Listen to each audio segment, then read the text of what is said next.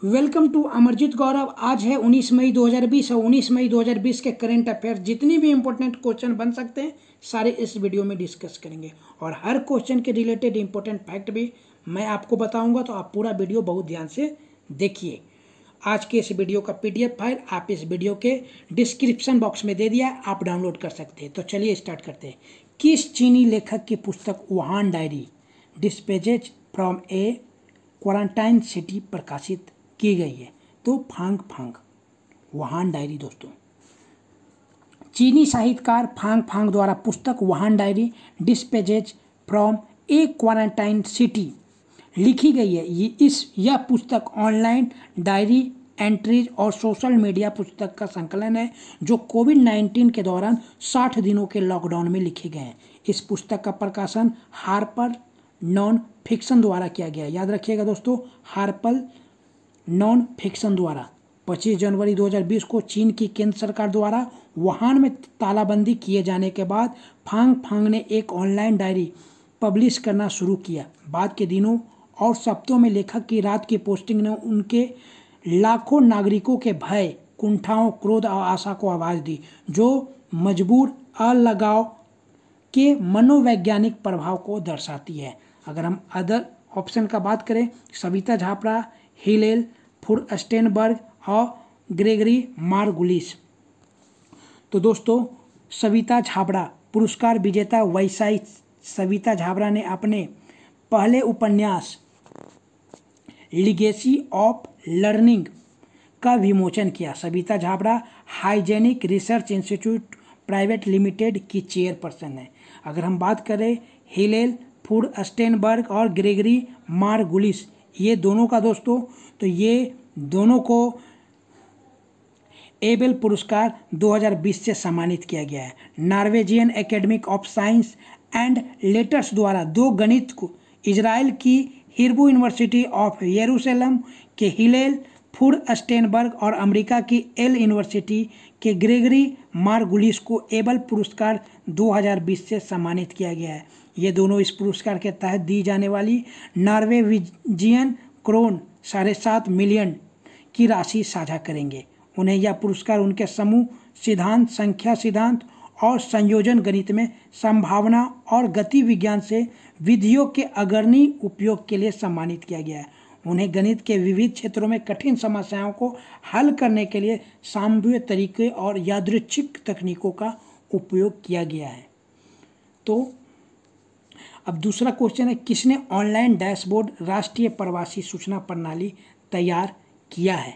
तो NDMA national disaster management authority ने दोस्तों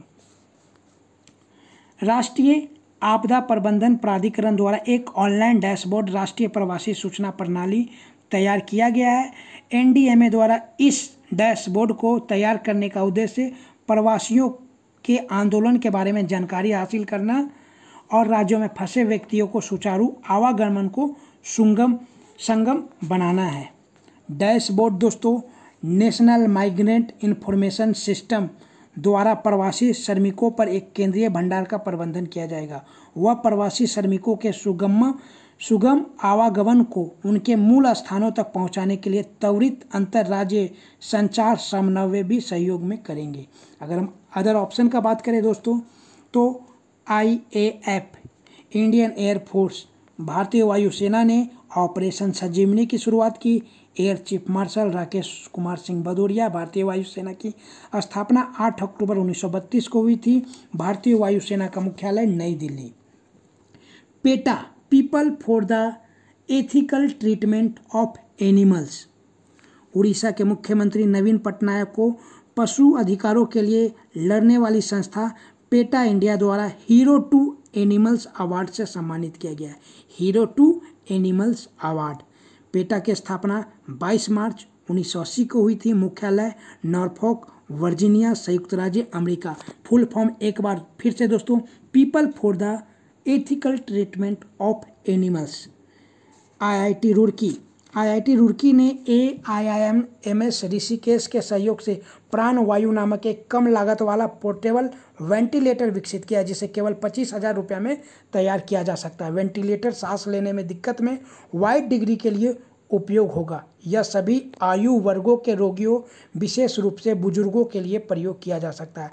IIT रुड़की का मुख्यालय रुड़की, उत्तराखंड।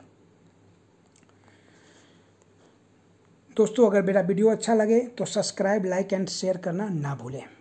चौथा नंबर क्वेश्चन है, तीसरा नंबर, बेंजामिन नेतन्याहू 5वीं बार किस देश के प्रधानमंत्री बने? इजराइल।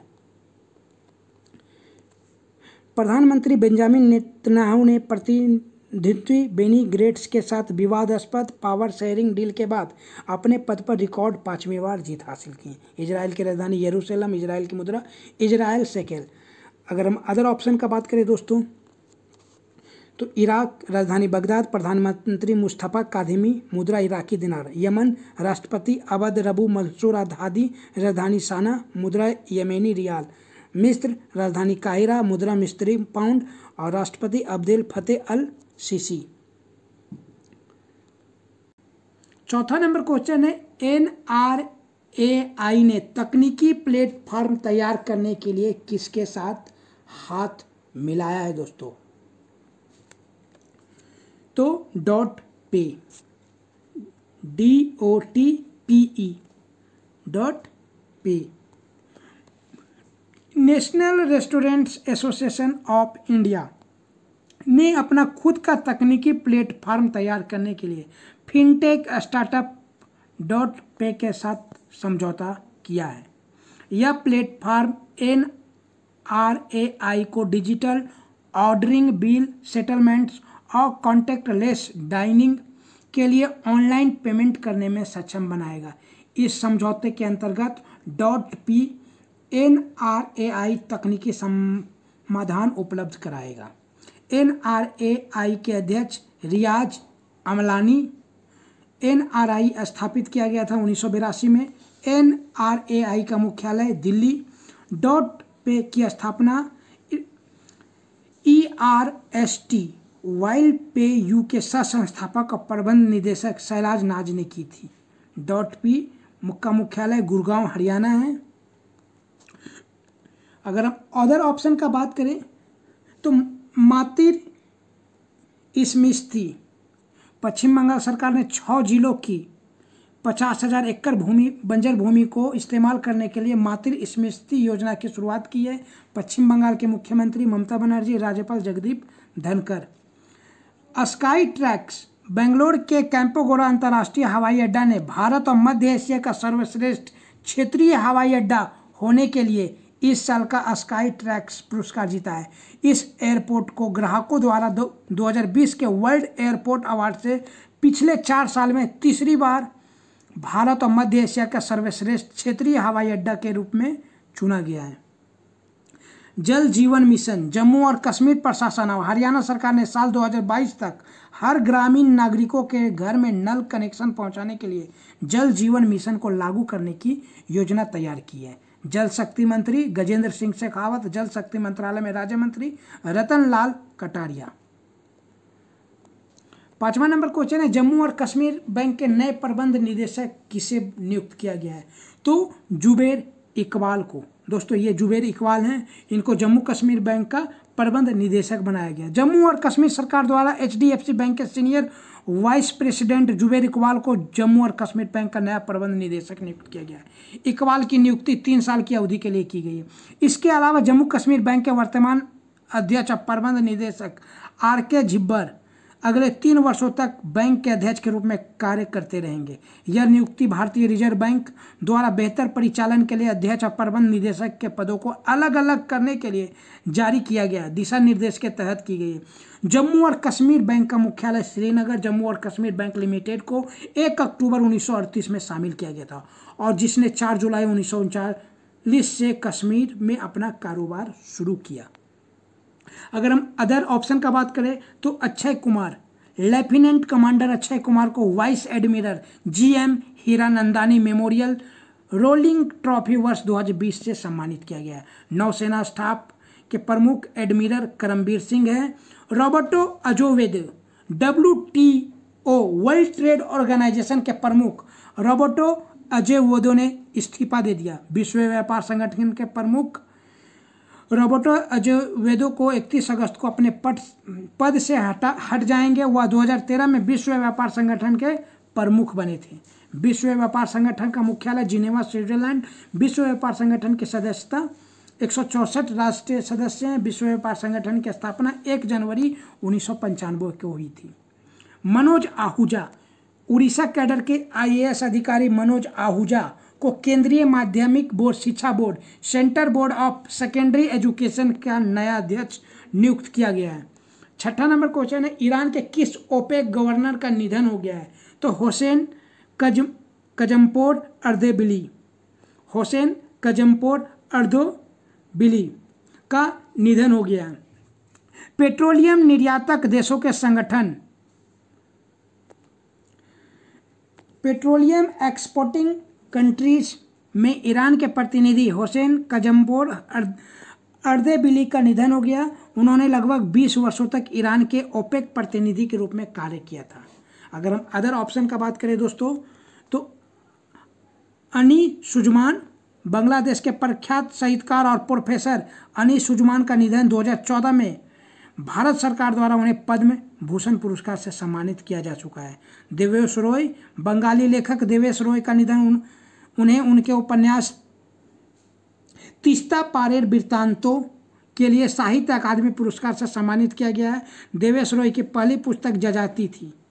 बेटी राइट, ग्रैमी पुरस्कार जीतने वाली सोल सिंगर बेटी राइट का निधन हो गया। उन्होंने 23 वर्ष की आयु में अपने सर्वश्रेष्ठ गीत वेयर इज द लव के लिए अपना ग्रैमी पुरस्कार जीता था। 7वां नंबर क्वेश्चन है, ऑनलाइन एजुकेशन के लिए केंद्र सरकार ने कौन सा कार्यक्रम शुरू करने का ऐलान किया है? तो प्रधानमंत्री ई विद्या योजना, प्रधानमंत्री ई विद्या योजना। इसके जरिए डिजिटल पढ़ाई पर जोर दिया गया है। इस योजना के जरिए कक्षा 1 से लेकर 12वीं तक के स्टूडेंट के लिए अलग अलग टीवी चैनल लॉन्च करने जा रही है, जहां बच्चों और उनके स्कूली पाठ्यक्रम का अध्ययन ऑनलाइन करवाया जा सकेगा।